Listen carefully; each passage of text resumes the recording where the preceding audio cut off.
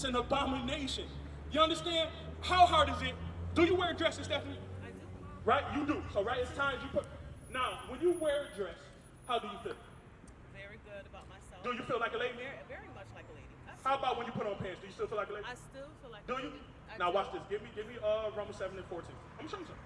Because remember, the officer brought out in 2 Corinthians 11 and 4 that Christ that we didn't preach came with a different spirit. Yes or no? Right? Sis, you being okay with pants is that different spirit. You see what I'm saying? Watch. Yeah, we're gonna work with you. We're gonna build with you. Right? Read. Watch this. Watch this. Romans chapter 7 and verse 14. For we know that the law is spiritual. We know, Stephanie, we know that the laws of God are spiritual. Remember, with that other Christ came another spirit. So our sisters walking around in pants, it puts another spirit on them. Stephanie, do you mind me asking, is the father in the home? No. He's not in the home, right? Right. So would you say that you're a strong black woman? Right? Would you say you have to be mother and father in the home? I do at times. Right, at times, right? Stephanie, that's another spirit. That's another spirit. Yes, yes, sir. Give me that in mind. Right, Stephanie. That thought process. You know what? I gotta be man and woman. It's the other spirit. Stephanie, I'm gonna be straight with you. Regardless of how, and I know you work hard. I can tell you work hard. You take care of your family. You like to keep yourself up, right? Guess what, Stephanie? You will never be the man in the house. It's impossible. You understand? Now we gonna get into why the man ain't in the house. And sis, hey, y'all don't be so quick to walk away from the words of God. You're gonna need it. We all need it in these end times. All right, read what you got. 1 Timothy chapter 2 and verse 9. In like manner also, that women adorn themselves in modest apparel. Now listen, Stephanie, I'm gonna be straight with you. Now, a sister in pants is not modest, and this is why. Because what do pants do for women? Help me out. See if you're still with me. See if your spirit went to the gas station already. Probably did, because I want to overthink. No, I don't want you. I want you to tell me what you think. For me, Yes. I mean, that's just what the way of dressing is these days. Oh, that's just the way of dressing, right? Yeah, absolutely. Now watch this. Watch this. Read it again. 1 Timothy chapter 2 verse 9. In like manner also, that women adorn themselves in modest apparel. Now, once again, why did we go into captivity? Oh, not following the Not following the commandments, right? Yeah. So, Stephanie, remember, another Jesus, another spirit, right? Right. Right. When sisters put on pants, Stephanie, what does it do to their shape? Well, for some, depending on what type it is, in this situation, we'll see It the does shape. what? It accentuates Yeah. your shape, right? Yes, it does. So now, Yeah. if you a For sister, some. we went to captivity for breaking the commandments, right? We did. Committing adultery, the fornications, right? Right? The whoremongering spirit in our community, right? Do you agree that's in our community? I do. So if you know that putting on pants is not modest, it accentuates your shape, what does that do to the men that you walk around? Uh-oh. Even though there's not the intent. Oh, okay. All right. It's not the intent. That's not your intent, but what does it do? What's the fact stuff? Of course, I know. What? Men will love. Men would look, Men will right? look, yeah. So what would you say it enhances that whoremongering spirit in the community? It does, unfortunately. And you know this, right? Yeah, So unfortunately. it's time for you to come out of them things, right? Yeah. Same thing. It's a brother who worked out, walking around with no shirt on. What is he doing? Right. It's going to turn up the whoremongering spirit in Yeah. our sisters, right? Absolutely. So Stephanie, him that knoweth to do good. Give me that. So Stephanie, you know better. That's the point. That's the point, right? Right or wrong? You know better, but guess what? The flesh. Yes, sir. Yes, sir. Like you was about to say, the flesh warreth against the spirit, and the spirit warreth against the flesh. That's what the Bible says, right? So also the other thing is this, right? So the reason why it's hard for us to take that leap for sisters, I'll tell you, we see people push against this scripture all the time. Sisters I'm talking about, right? It's not so much for a brother, because at the end of the day, the mindset of a brother should be that he's never going to put on a dress. But the same way a brother put on a dress, that's just as abominable to the Most High as a woman putting on pants. It's hard to hear. Why? Because you've been indoctrinated in this world system. That's what the whole thing of other gospel, other spirit, all of that is tied to the same thing. You know what I'm saying? There's no correction being made in our churches, right? So at the end of the day, when you get corrected, especially on something like this, you know the first thought that you go to, that sisters go to? Oh, it can't be that serious. God knows my heart. That's or you know what I'm saying? Or it can't, you know what I'm saying? Or like I'm not gonna get the kingdom because I won't wear a dress. That sounds like legalism. No, it's not legalism. It's the laws of God. Right. And actually, I'm sure he's about to go to this. We're gonna show you the judgment for not abiding to this commandment. Listen, because for every law of God, there is a judgment. First of all, the overall judgment is that we went into captivity because we broke the laws of God. All right, the laws, statutes, and commandments. Because it's not just the 10 Commandments.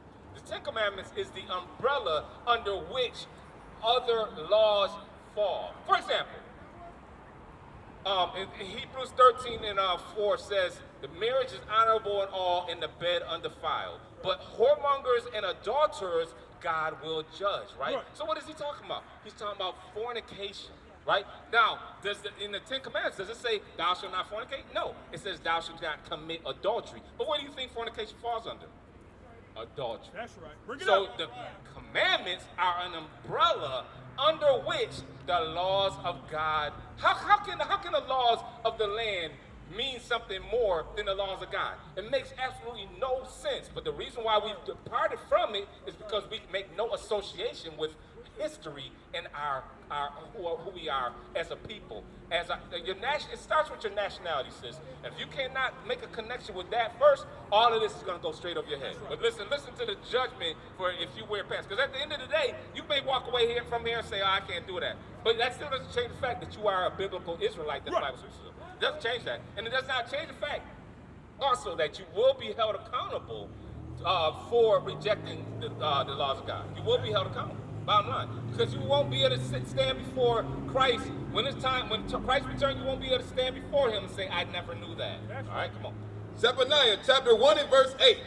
And it shall come to pass in the day of the Lord's sacrifice that I will punish. The day of the Lord's sacrifice is when Christ returns. Okay, when he's coming back to exact revenge on this earth.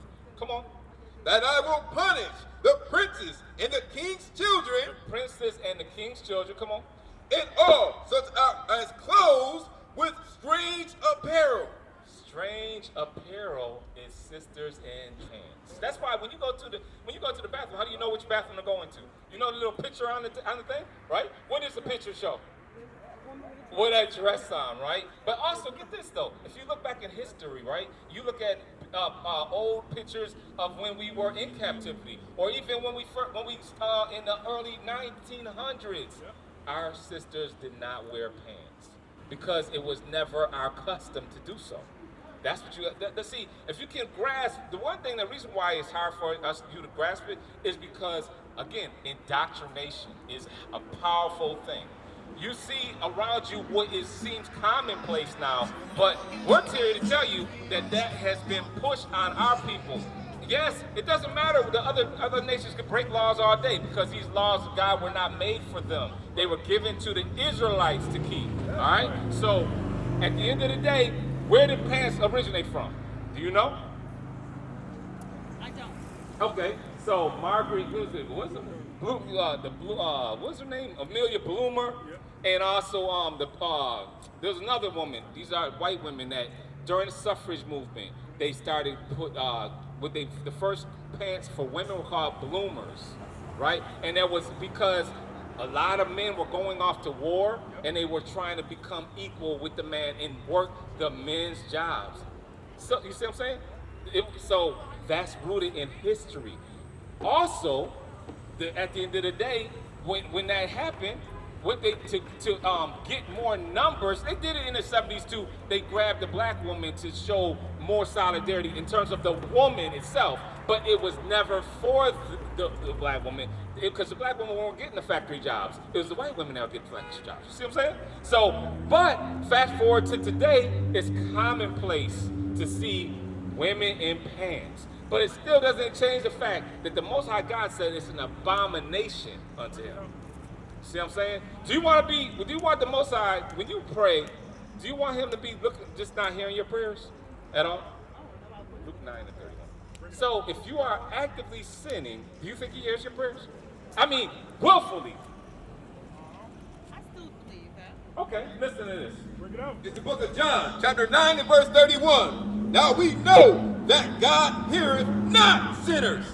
But if any man be a worshiper of God and doeth his will, him he heareth. The Bible has an answer for everything. So now, I'm going to dispute what you just said. The Most High God is not hearing your prayers if you're in willful sin. Read it again. Read it again. See, this is all hard to process initially. Because I'm telling you right now, you know why it's hard to process? Or you looking at it like, oh my gosh, what? Any question you ask us, we can go to the Bible and answer it. Okay? But listen, sis, not only that, the thing with the issue is, our people don't know the Bible. We don't know the Bible. We don't read it for ourselves. So what happens in church? The Bible stays closed and a feel-good sermon comes out. Why is it that they say in church that the laws are done away with, but yet they go to the law of tithing, which tithing was always crops. There was never money. We can go into the scripture and show you that too. But they go and pervert the scripture in Malachi, will thou rob God? Will man rob God? They use now every other law. They said the laws were done away with, but all of a sudden they still go to the prophet Malachi to justify what? You emptying your pocket in the collection plate, right? But the biblical term of giving money to the church is called alms. That's right. Alms. A-L-M-S. Alms. Not tithes. All right? Come on. John 9 and 31. Now we know that God heareth not sinners. Read it again, one more time for the sister. Now we know that God heareth not sinners, but if any man be a worshiper of God and doeth his will, him he heareth. So let's find out what the will of God is. Give me that real quick. Bring it out. The will of God said anyone that does his will, that's who God heareth. Do you agree that we should keep the law, statutes, commandments? You're not really fighting against that, really, right? So check this out. Let's hear what the will of God is. Come on. Psalms chapter 40 and verse 8. I delight to do thy will, O my God. Yea, thy law is within my heart. What's the will of God to do? Is what? Did you catch that? Read it again. Read it one more time. Read it slow. Psalms 40 and verse 8. I delight to do thy will, O my God. King David speaking. He said he delights to do the will of God. Come on. Yea, thy law is within my heart. What is God's will? To keep the laws of God. That's the will of the Most High. That's when we're doing his will, when we keep his laws. Do you think that you can get the kingdom without keeping the statutes, laws, commandments? No? All right, so we already know. Everybody around here that's within earshot of the sister's voice and the earshot of my own voice, and your daughter too is a witness to the fact that you know that, and that means that she ain't gonna be in them dress. She gonna be in a dress. That sister gonna be in a dress I think you gonna put on a dress when you go home now. Come on. So, Sister Stephanie, we appreciate you. We know you took some time out of your day, but it's very important and imperative that you hear this today. Remember, we read that man's goings are of the Lord. So it's a reason that you're here today. Shalom, Israel. This is Bishop Nathaniel. I want you to know that you can view all our Sabbath classes live on IUIC TV. That's right, I said on IUIC TV. Download the app today. Shalom. We used to scream Black Power while Heron was pushed. But at the end of the day, nothing's in vain. IUIC has been given a vision. The tents of Judah has risen. Many has attempted the mission, minor murmuring, omitting, and missing the mark. Just reading that he had the flame of fire in his eyes gave us the spark. We on Paul's mission. We out on the road, purple and gold, from Mexico, Cuba, Haiti, Ghana, Sierra Leone, 144,000 boots banging, concrete crackling. These are our men repented at heart. The scriptures is proof. IUIC, we deliver the truth.